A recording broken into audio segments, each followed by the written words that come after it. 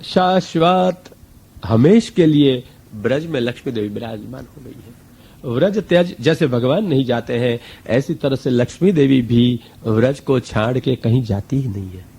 इसलिए गोपांगना कहती है शयत इंदिरा, परंतु वैकुंठ में वो महारानी है और यहां तो आश्रय करके रही है, मालिन हो गई है, सेवा करती है। वहां सेवा लेती थी और यहां सेवा करती है भक्तों की। ऐसी लक्ष्मी देवी विराजमान है। व्रज में भी वैकुंठ लक्ष्मी सेवा कर रही है। व्रज लक्ष्मी भी है, उनके हृदय में भी लक्ष्मी का स्थापन करके रास विहार भगवान ने किए हैं। और लक्ष्मी देवी के कटाक्षों में एक कोई अनुपम 5 पदार्थ है जिसकी कामना ब्रह्मादि लोग भी करते हैं। क्या मिलता होगा 5? एक, कृपा का कटाक्ष होता है लक्ष्मी जी का भगवान की ओर। क्यों? सबसे पहले भगवान के प्रति प्रेम है। तो क्या है लक्ष्मी जी के कटाक्ष में सबसे पहला? भगवत प्रेम मिलता है कहीं पर? आंखों में से प्रेम बहता है लक्ष्मी जी का। लक्ष्मी जी का नेत्र, लक्ष्मी जी के नेत्रों में से भगवान के प्रति निरंतर प्रेम का प्रवाह बहता रहता है। तो लक्ष्मी जी का एक कृपा कटाक्ष हो जाएगा, क्या मिलेगा? भगवत प्रेम। लो कम है लक्ष्मी जी भी। आज तक हम मानते होंगे लक्ष्मी जी तो ठीक है, ठीक है। ऐसा नहीं है महाप्रभु जी की नजरों में। लक्ष्मी जी क्या है? क्या है? परम भगवदीय है। और इसलिए भगवत प्रेम उसके कृपा कटाक्ष में है। दूसरी बात, जगत उसके कृपा कटाक्ष में है। ब्रह्मा जी को जगत सर्जन करना होगा, लक्ष्मी जी के कृपा कटाक्ष से होते हैं। भगवान की आज्ञा तो है ही। अरे भाई, सृष्टि का सर्जन करना हो तो प्रकृति और पुरुष से होता है ना। तो प्रकृति का मूल स्वरूप कौन है? मूल प्रकृति को लक्ष्मी है। तो लक्ष्मी के बिना क्या जगत सर्जन हो सकता है? इसलिए जगत स्वयं भी विराजता है कहां? लक्ष्मी जी के कृपा कटाक्षों में विराजता है। और लक्ष्मी जी के हृदय में भगवान के प्रति प्रेम है, प्रेम के कारण हृदय में भगवान है और उसके नेत्रों में भी, इसलिए स्वयं भगवान बहते रहते हैं। तृतीय पदार्थ है भगवान। लक्ष्मी जी के कटाक्ष में भगवान विराजते हैं।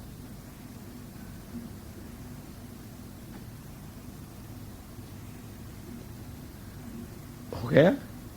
तीसरी बात, लक्ष्मी जी और कुछ नहीं चाहती है।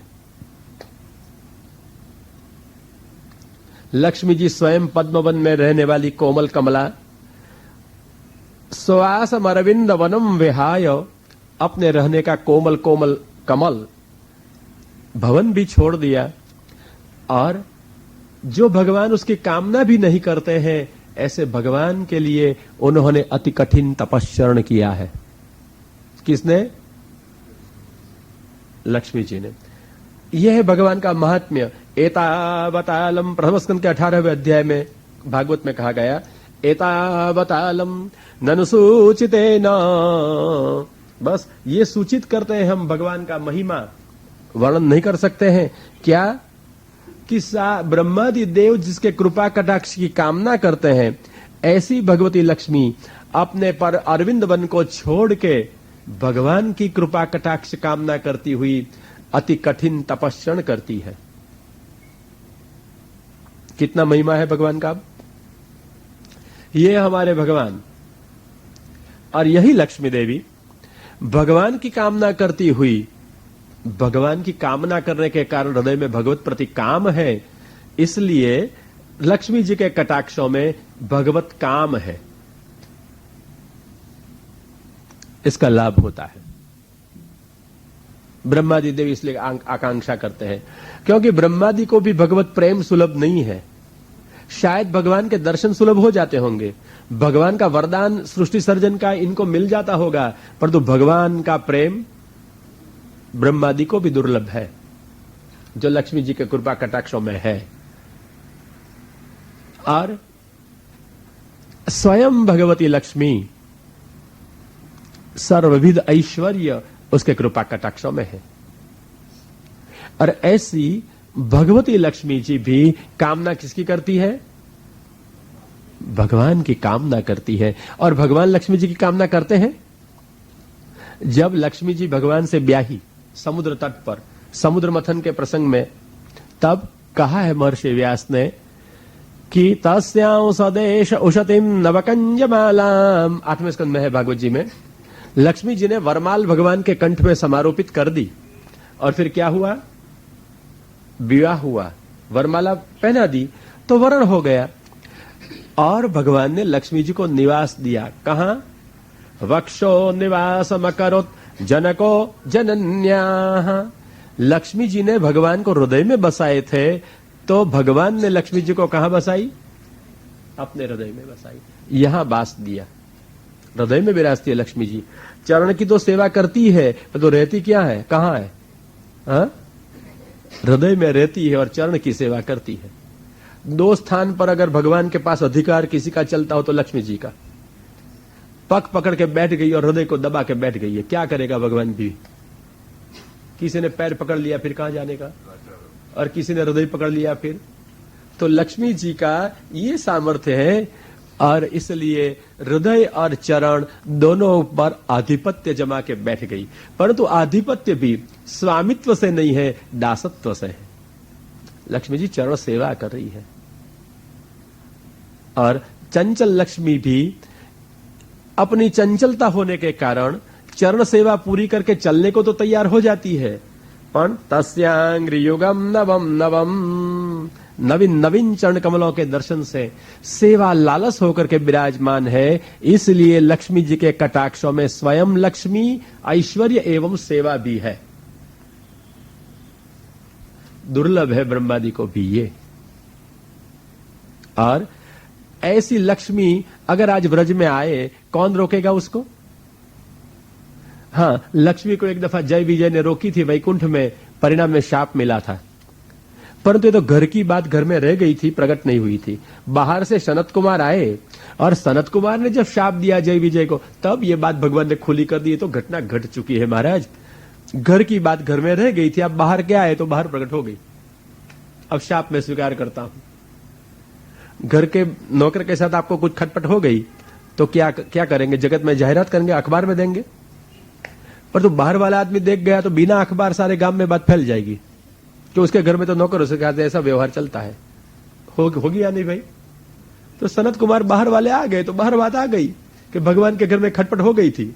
खटपट तो चलती रहती है, इसलिए तो लीला हो गई। नहीं तो जय विजय का अवतार कहां असुरों में होना और कहां भगवान का अवतार लेकर के आना। बोलो खटपट नहीं होती तो अवतार होते? अच्छा। और यही लक्ष्मी जैसी दिखती हुई बाई आई तो गोपांगनाओं को लगा कैसे रोकी जाए, कहीं रोक दे और जय विजय जैसा हो जाए, तो नहीं रोकी। और लगती थी बिल्कुल लक्ष्मी जैसी। हाथ में कमल लिया था और ग्वालियों ने सोचा, ओह गोप्य श्रीयंद्रष्टुमिवा गतम पतिम, 10वें स्कंद 6ठे अध्याय में वर्णन किया। गोप्य श्रीयंद्रष्टुमिवा गतम पतिम। गोपीजन को लगा अपने पति के दर्शन के लिए साक्षात भगवती लक्ष्मी जी आई है, रोकी जाए फिर तो जय विजय वाला प्रसंग हो जाए, शाप मिल जाएगा। किसी ने रोकी नहीं। और आप अब तो जानते हो कौन आई थी जी? पूतना। नंद के आनंद भयो, 5 दिवस में जो आनंद मंगल बधाई हो रही थी, उसमें 6ठे दिवस में आ गई वो लक्ष्मी जी जैसी दिखती हुई, रोक नहीं सके, पहुंची लाल के पास और पयःपान कराने लग गई। फिर क्या हुआ?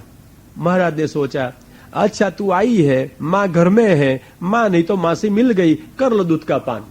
घड़ंकराभ्याम भगवान प्रपीड्यत प्राणैः समम रोष समन्वितो पिबत। पान कर दिया, दूध का ही नहीं प्राण का, और एक का नहीं, जितने बच्चों को मार के आई थी इन सारे बच्चों के प्राण को अपने अंदर ले लिए। झंझट को फिर भारे हो गई, आवाज हुई, गिर गई, दौड़ते हुए सब आए, देखा ओहो इसके वक्षस्थल पर ये भगवान खेल रहे। 6 गांव जितनी लंबी बाई राक्षस जी गिरी है, और शकट के जैसे पहिए होते हैं इतने तो बड़े बड़े इतने इसके नेत्र हैं, वृक्ष हो बड़े बड़े ऐसे तो उसके पांव हैं और हाथ है। इतनी बड़ी बाई के ऊपर निर्भयता से अपने लाला खेल रहा है। अब मैं कहता हूं नंद के आनंद भयो चलेगा, चलेगा? स्तब्ध हो गए सब, बंद हो गया नंद के आनंद भयो सब बोलना। आनंद उड़ गया, क्या हो गई? भारी झंझट हो गई, झंझट हो गई। अगर ये झंझट न होती तो नंद के आनंद भयो चलता ही रहता है, परंतु ये झंझट हो गई। इससे क्या हुआ पता है? भगवान के आनंद के अनुभव में जो अवरोध करने वाली अविद्या वो दूर नहीं होती। भगवान ने झंझट मचाई और अविद्या दूर कर दी। बोलो, झंझट जीवन में आती है वो आनंद की बात है या नहीं? जब जब जीवन में झंझट आवे तब तब समझे ये ही भगवान का अनुग्रह है। झंझट से जलते मत रहो, झंझट से जख्मी मत हो जाइए। हाँ? ये झंझट आती है, ये भी भगवान की लीला है, अनुग्रह है। अगर ये व्रज में झंझट नहीं आती पुतना, तो अविद्या कहां जाती? व्रजवासियों की भगवान का अनुभव कहां मिलता है? इसलिए जब जब झंझट जीवन में देखे तब तब काका जी क्या कहोगे? अब हाँ, अनुग्रह कहना, लीला कहना भगवान की। ये तो कृपा है, अनुग्रह है। इसलिए भगवान जहां रखे वहां रहो, जैसे रखे वहां रहो, परंतु सेवा और कथा से सन्मुख रहो, इतना ही आवश्यक है।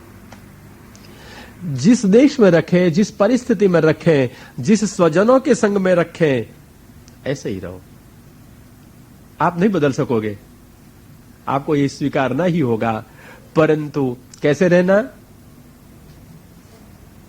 घर घर में सेवा और घर घर में सत्संग करते रहो।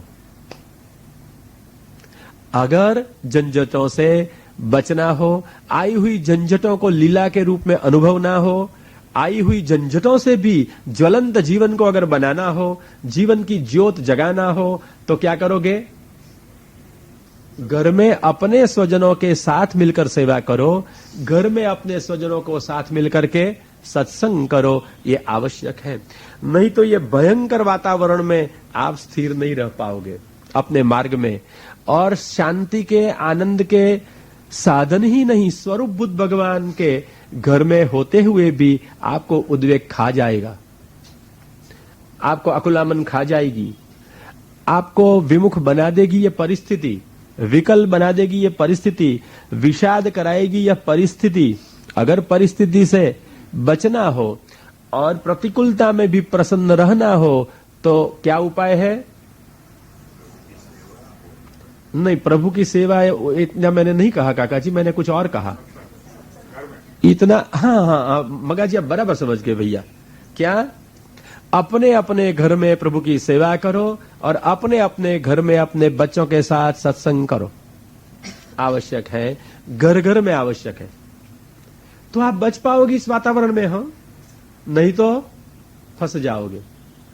ये वातावरण विषाद करा देगा और कली की भयंकरता क्लेशी कराएगी। ये तो है ही कलयुग। जहां जाएंगे तब क्या मिल जाएगा? कलह और क्लेश।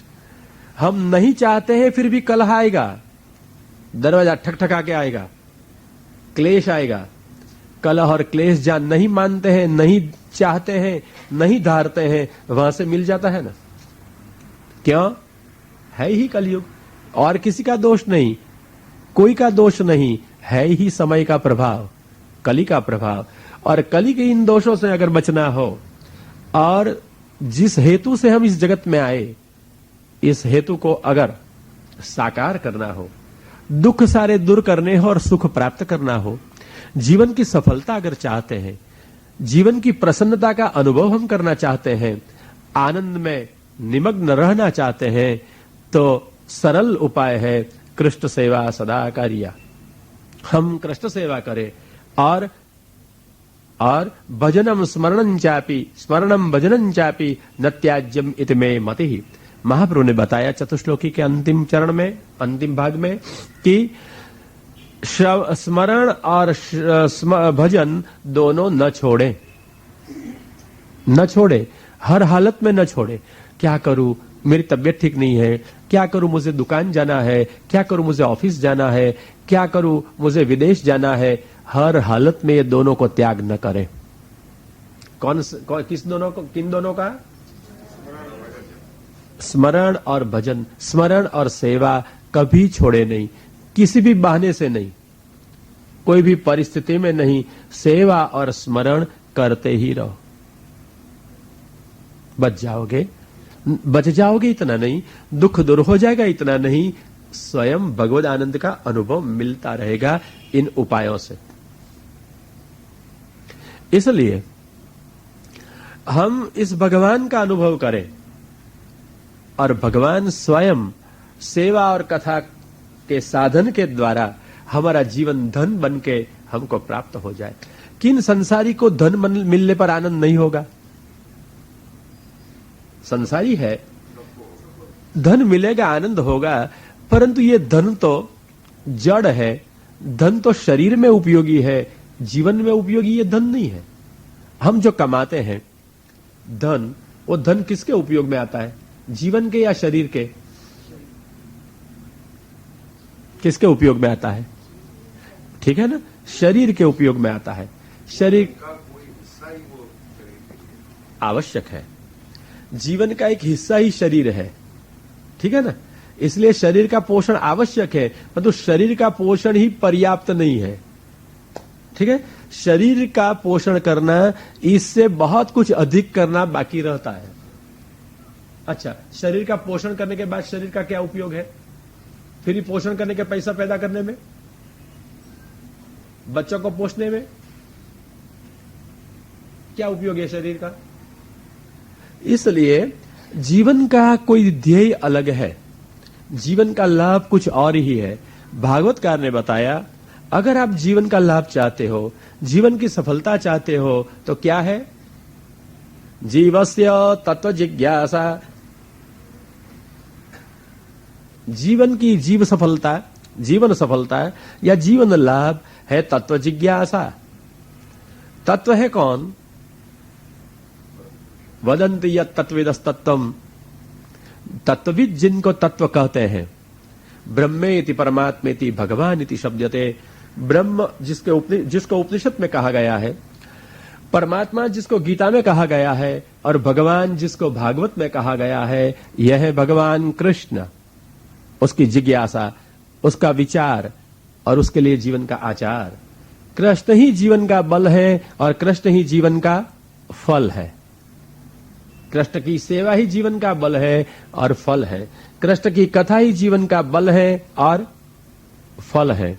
कृष्ण के लिए जिए, जीवन का हेतु है कृष्ण। सेवा कथा, क्या क्यों जीते हैं? सेवा और कथा के लिए। तो शरीर आवश्यक है, तो धन शरीर के लिए, पोषण के लिए आवश्यक है, और इससे बना हुआ जीवन किसके लिए आवश्यक है? सेवा और कथा के लिए, कृष्ण के लिए। तो हमारा जीवन किसके लिए है? केवल कमाने के लिए नहीं, कृष्ण के लिए। केवल कल्याण के भी लिए नहीं, केवल कृष्ण के लिए, केवल कृष्ण के लिए। और यही भगवान कृष्ण हमारा आराध्य देव ही नहीं, हमारा आत्मा है, हमारी आत्मा है। कौन है कृष्ण? हमारी आत्मा है, मेरी आत्मा है। क्या है? हाँ, मेरी अपनी अपनी अलग अलग आत्मा रूप में कृष्ण विराजमान है।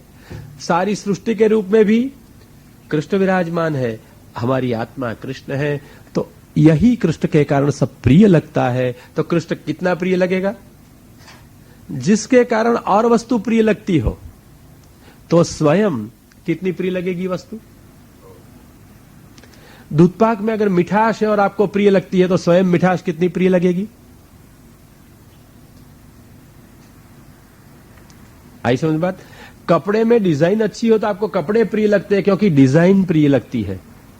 डिजाइन के प्रिय लगने से कपड़े प्रिय लगते हैं, कि कपड़े प्रिय लगने से डिजाइन प्रिय लगती है। ख्याल रखना। ऐसी तरह से हमारी प्रियता केवल कृष्ण के कारण है, तो स्वयं कृष्ण कितने प्रिय लगे? बस ये समझ में आ जाए, कृष्ण के प्रति प्रेम पनपेगा। और यही प्रेम का प्रदान प्रभु करें और प्रेम के परिणाम के रूप में स्वयं प्राप्त हो जाए, उसका नाम है पुष्टि, अनुग्रह। कहां नहीं है अनुग्रह?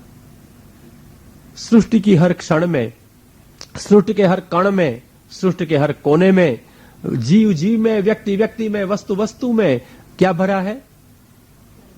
अनुग्रह, पुष्टि। और यही अनुग्रह बरसाने वाला भगवान, बस जैसे बारिश होती है ना, ऐसे अनुग्रह होता है। जहां बारिश होती है हम वहां जाते हैं, या सामने चलकर बारिश हम होती है वहां हम होते हैं, वहां आती है? क्या होता है बारिश में? हिंदुस्तान में बारिश होगी तो आप लोग को हिंदुस्तान में जाना होगा, और दुबई में जब बारिश होती है तब दुबई में आना होगा, और अमेरिका में होती हो तो आपको बारिश मिल सकती है। नहीं तो बारिश मिलती है क्या? नहीं मिलती है ना? नहीं समझ में आई मेरी बात? अरे बहन जी, आपके वहां बारिश होती है नहीं दुबई में? तो बारिश के लिए आप दुबई में रहते हो। अच्छा, फिर बारिश अमेरिका में होती तो आपको अमेरिका जाना पड़ता है, या दुबई में आती है अपने आप? अच्छा, तो बारिश अपने आप आती है या बारिश के सामने अपन को जाना पड़ता है? बारिश सामने चलकर जैसे आती है, वर्षा जैसे सामने चलकर आती है, ऐसी तरह से कृपा की वर्षा भी सामने चलकर आती है।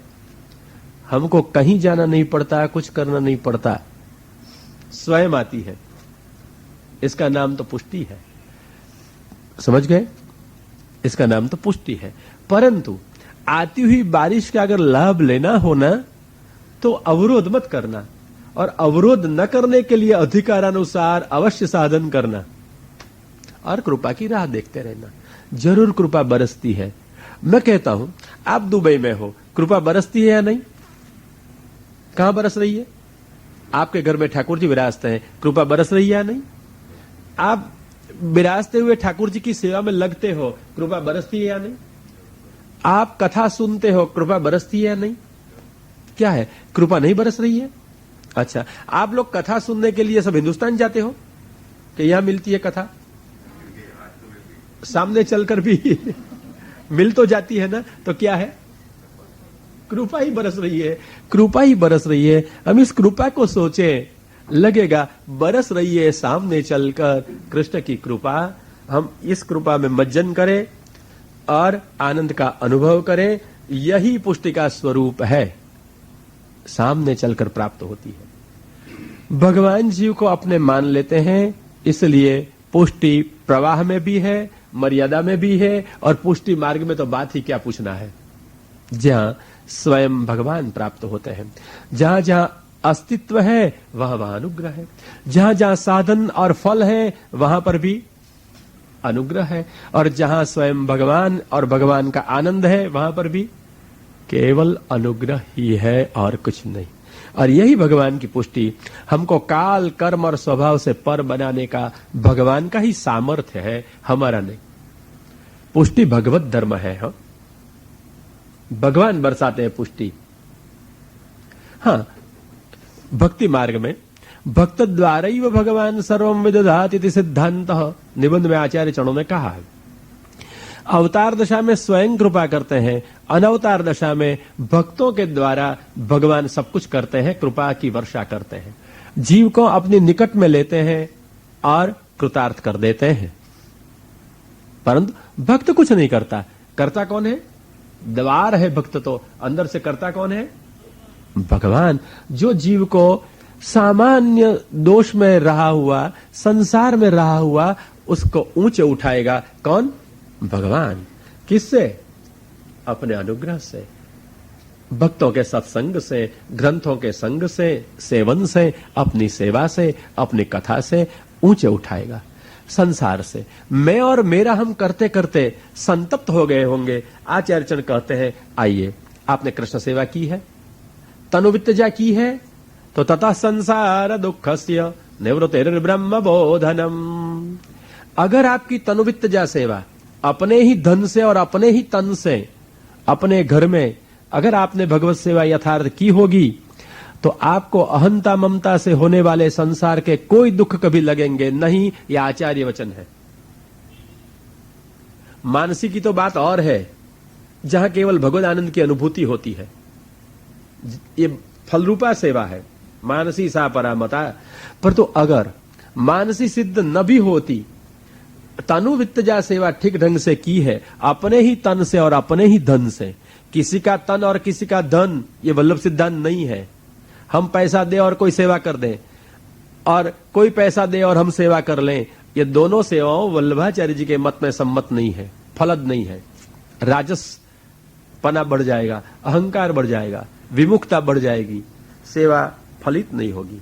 इसलिए अगर फलित और ललित सेवा को चाहते हैं, काल से कलित न होना हो, चलित न होना हो, तो अपने घर में अपने तन से और अपने धन से भगवान की सेवा करें। कृष्ण की क्या मिलेगा? सबसे पहला, ततः अगर ये तनुवित्तजा सिद्ध हो गई आपकी, संसार दुख से निवृत्ति ही, संसार दुख आपको कोई नहीं लगेगा। आप सेवा करते हो और रोते रहते हो, हम दुखी हैं, मेरा बेटा ऐसा है, मेरी बहू ऐसी है, मेरा पति ऐसा है, मेरी पत्नी ऐसी है, मेरी परिस्थिति ऐसी है। ये क्या है रोना कृष्ण भक्तों के लिए? हाँ, मेरा शरीर ऐसा हो गया है, ये सब कुछ मन में जो आता रहता है और संताप होते रहते हैं। मैं कहता हूं कृष्ण भक्तों को संताप भी कृष्ण के लिए होना चाहिए, संसार के लिए नहीं। और जब आपकी सेवा सचमुच अर्थ में तनुवित्तजा सिद्ध हुई है, कही हुई रीत से हुई है, आपको कोई अहंता ममता जन्य दुख नहीं होगा। देह का दुख, देह संबंधियों का दुख, अंतःकरण का दुख आपको कभी पीड़ा नहीं कराएगा, अगर आपकी सेवा तनुवित्तजा सिद्ध है तो। अगर यथार्थ की है तो अपने घर में अपने ठाकुर की सेवा मेरे हैं मान के, ये भाव से अपने परिवार के साथ करो, न रहेगा संसार का दुख, न रहेगा संताप। वचन है आचार्य चरणों का, संसार दुख से निवृत्ति ही। दुख दूर करने के लिए इधर उधर उपाय के आपको कभी भटकना नहीं पड़ेगा, न कोई ग्रह की आराधना करनी पड़ेगी, न किसी से जन्माक्षर बताने पड़ेंगे, न हाथ बताने पड़ेंगे, न आपको किसी की आराधना करनी पड़ेगी, न किसी संत महंत को ढूंढने पड़ेंगे, न मंत्र के यंत्र के जंत्र के नीचे आपको दब जाना पड़ेगा, न आज मैंने मंगलवार किया है बुधवार के भूखमरा नहीं करना पड़ेगा। अगर आप संसार दुख से निवृत्त होना चाहते हो तो आइए, श्री महाप्रभु जी ने मृत संजीवनी जैसा सरलतम उपाय बताया है। घर में सेवा पधराए के परिवार के सहित अपने तन धन से सेवा करें। ततः संसार दुखस्य निवृत्तिर्ब्रह्म बोधनम। और ज्ञान मार्गियों को जो सुलभ नहीं, ये आपको सुलभ हो जाएगा ब्रह्म ज्ञान। किससे? केवल घर में रहकर सेवा करने से, तन और मन से। तो ख्याल रखना, कृष्ण की सेवा करनी है, शरीर की नहीं। हमारी सुविधा के अनुसार सेवा नहीं करनी है, महाप्रभु की आज्ञा के अनुसार सेवा करनी है। समझ गए बात? सेवा तो हम करते हैं, जो कुछ करते हैं उसको सेवा ही कहते हैं, ठीक है ना? घर में ठाकुर जी पधराए और जो कुछ करोगे वो क्या हो गया? होता तो सेवा है। हम मैं कहता हूं श्रृंगार करना उसका ही नाम सेवा है, भोग धरना सामग्री करना उसका ही नाम सेवा है। आप घर में अगर सोहनी भी करो, बुहारी भी करो, क्या बोलते हैं आप लोग उसको, झाड़ू भी लगाओ, क्या हो जाता है? ये भगवान के कमरे में ही नहीं, घर के कोई भी कोने में, तो ये क्या हो गया? क्यों?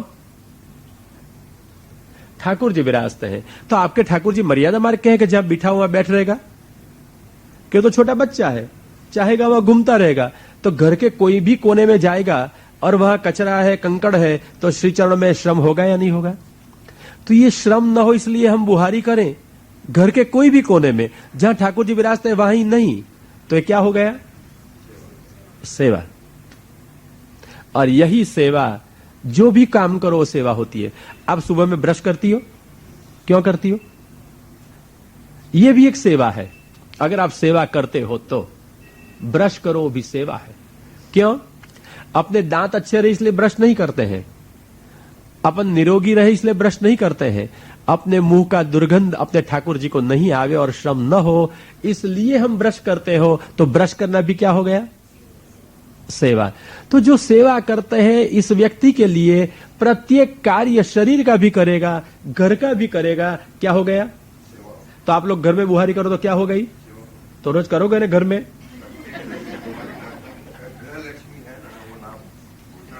हाँ, तो गृहलक्ष्मी जब नहीं, ऐसा है। अच्छा, ये लोग आज्ञा पालक है गृहलक्ष्मियों के कि हम तो बुहारी घर में करें, पर तो हमारी गृहलक्ष्मी करने नहीं देती, क्योंकि वो ही बुहारी करती है। अंगुली पकड़ के चलते, बराबर है। तो ये उन लोग भी अपनी अपनी अपनी घरवालियों की अंगुली पकड़ के चलते हैं। हाँ हाँ, वो कहते वो तो नंद बाबा के कहने से चले और हमारी गरज से हम चलते हैं। अंगुली पकड़नी पड़ती है गरज के कारण, नहीं तो घरवाली कुछ करेगी नहीं, मानेगी नहीं तो क्या करेगा। अच्छा, तो ये लोग ऐसा कहते हैं कि आप लोग बहुत शयानी हैं, इसलिए अपने अपने पति देवों को कुछ करने नहीं देती है। बहुत शयानी है, बहुत शयानी है। परंतु ये बात है कि ठीक है, आप उसको बुहारी मत करने दो, तो क्या करने देगी? रसोई करने देगी ना? रसोई तो जरूर करने दे, फिर कौन खाएगा वो पूछना मत मेरे को। अच्छा, तो रसोई भी नहीं, बोलो भैया बुहारी में से कैंसल, मेरी रीत से सोचो जरा, रसोई में से कैंसल, तो कहां है आप? कहां रह गए सेवा में? क्या करने का आपको? अच्छा, वो कहते श्रृंगार भी बाई लोग अपने अपने को बहुत जल्दी करती है, तो जल्दी ठाकुर जी को भी श्रृंगार करे। हम तो श्रृंगार भी नहीं करते हैं अपन को, तो ठाकुर जी को क्या श्रृंगार करेंगे? लो, श्रृंगार में से भी कैंसल, जीवन में रहे कि कैंसल? अच्छा, जीवन में तो रहे। जीवन में से कैंसल होकर के कहां जाएंगे? अगर जीवन कृष्ण के लिए है तो कृष्ण का कोई ना कोई कार्य नहीं किया तो जीवन में से भी गए, कैंसल। तो अब क्या करोगे? गृहलक्ष्मी जो रजा दे वो करोगे? अच्छा, है तो सही ना? नहीं तो गुड़बड़ हो जाएगी, ऊपर ऊपर गए तो फिर। अच्छा है, तो जो भी उनकी गृहलक्ष्मी है, मतलब सबकी, आप जिनकी जिनकी गृहलक्ष्मियां हो ना, सोच लेना आपके पति से क्या कराओगी? आप उठ बैठक कराओगी, दंड बैठक? जरूर ठाकुर जी का आप कराओगी। अच्छा, वो अंगुली पकड़ के चलने वाले हैं इसलिए। हाँ, अच्छा, सेवा में क्या कराओगी?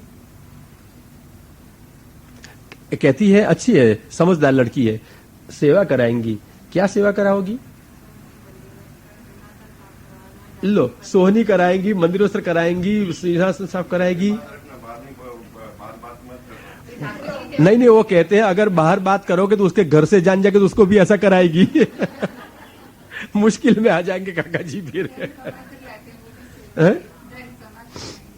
हाँ, अगर प्रभु के लिए धन कमाए के लाएंगे तो सेवा है, और अपनी बड़ाई के लिए लाएंगे तो संसार है, तो खड्डे में पड़ोगे।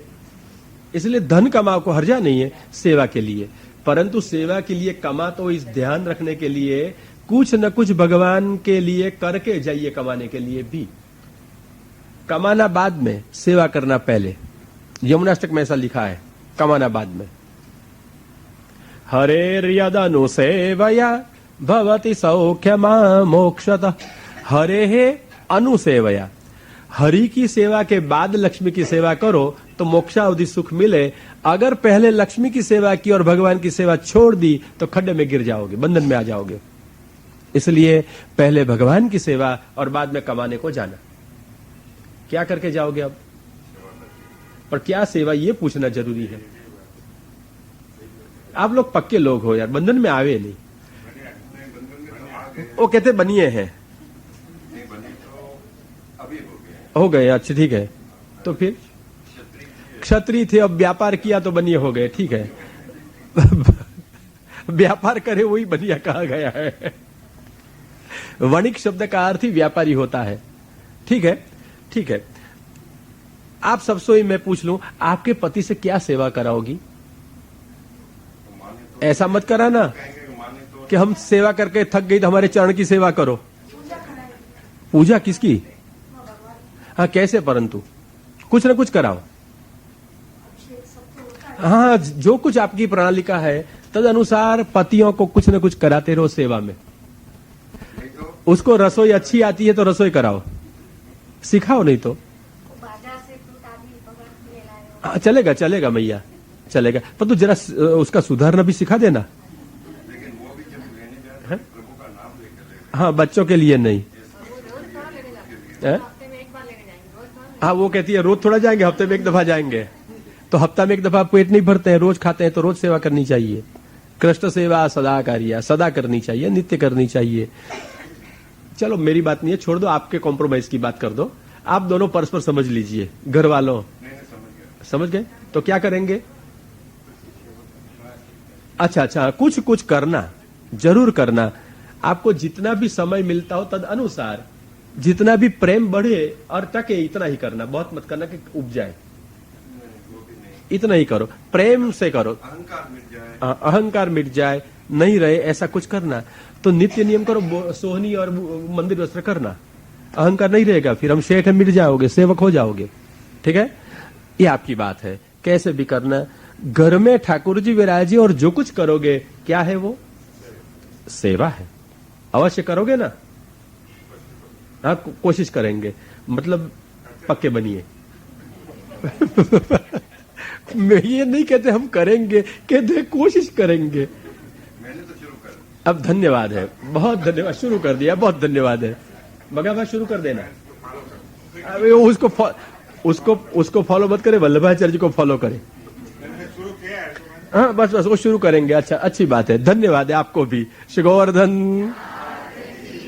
और बाकी के लोग भी आप भी करोगे ना कुछ न कुछ, वाह धन्यवाद है। और बाकी जो यहाँ नहीं आए, या आपके पति पुत्र पिता जो कोई हो, वो सबसे कराओगी ना आप, कुछ न कुछ ऐसी भगवत सेवा में लगा दो, तो संसार दुख से निवृत्ति ही, घर घर के झगड़े मिट जाएंगे, घर घर के मतभेद मिट जाएंगे, जो जनरेशन गैप आप कहते वो भी निकल जाएगा। क्योंकि सारी जनरेशन में जनरेशन बदलती है, भगवान एक के एक रहते हैं। दादाजी के भगवान जो होते हैं यही पिताजी के, और यही बच्चों के। बोलो जनरेशन गैप कृष्ण को नड़ती है कभी?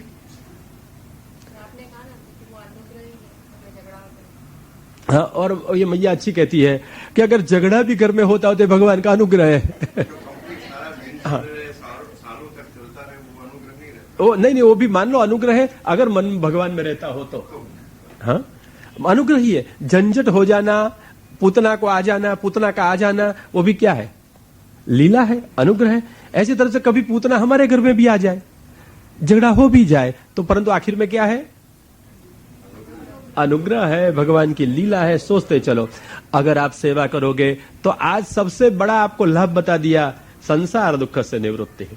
जो संसार का दुख और किसी भी उपाय से नहीं जाता हो, नहीं साधन से जाता हो, न धन से जाता हो, न मन से, न तन से, न जन से, यही संसार दुख निवृत्त हो जाएगा। किससे? कृष्ण से, कृष्ण सेवा से। मैं जरा स्पष्ट करता हूं, केवल सेवा से नहीं, नहीं तो जन सेवा आदि सेवा तो बहुत कहते हैं, केवल कृष्ण सेवा से। महाप्रभु ने यह दिखाया है, और यही है कृष्ण सेवा, पुष्टि मार्ग का प्राण। यह है पुष्टि भक्ति का प्राण। आगे जैसे कल अपन को कहेंगे ऐसे सोचेंगे। मेरे ख्याल से आज फिर भी पुष्टि मार्ग और पुष्टि भक्ति, और साथ में पुष्टि प्रभु का भी कुछ सोच किया। मेरे ख्याल से कल, अब मैं विषय दे रखता हूं, कल हमारे पुष्टि प्रभु के बारे में आगे अपन सोचेंगे। ठीक है, आज पर्याप्त है ना इतना पुष्टि और पुष्टि मार्ग और पुष्टि भक्ति के बारे में, फिर आगे जैसे आते चलेंगे ऐसे सोचेंगे। परंतु कल पुष्टि प्रभु क्या है अपने इस विषय में कछु जैसे प्रभु प्रेरेंगे ऐसे सोचेंगे। श्री गोवर्धन। ऐसे हतोत्साह थके हुए लोगों की जैसी तरह से जय क्यों बोलते हो? उल्लास वाले लोगों की तरह जय नहीं बोलते हो आप लोग? श्री गोवर्धन। क्या आपको बीक लगती है कि यहाँ लोग बाहर वाले सुन जाए तो आपको पकड़ के ले जाए? क्यों इन लोगों के देश में रहते हैं, इन लोगों का अन्न खाते हैं, तो क्या करे, दब के रहना पड़ता है। ऐसा कुछ नहीं है ना? श्री गोवर्धन। अच्छा, तो आज आपके कोई प्रश्न हो तो कहिए, समाधान का प्रयत्न करूंगा। मगाबा है कुछ? कहिए। हाँ, होना ही चाहिए। वाह, धन्यवाद है। हाँ जी।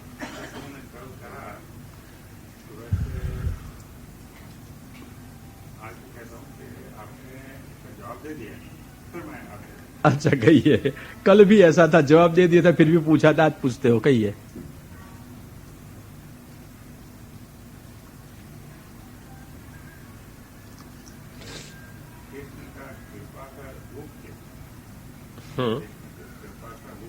बराबर।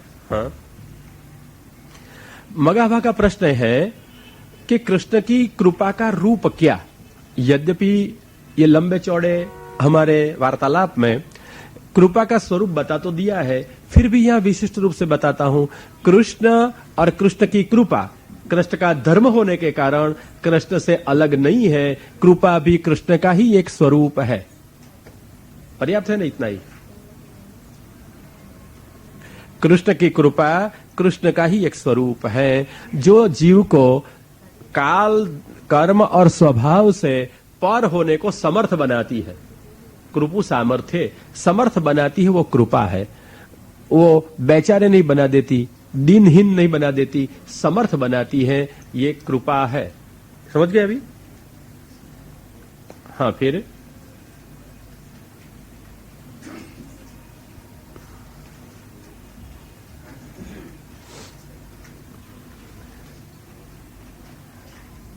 बंद करो भी बेटा।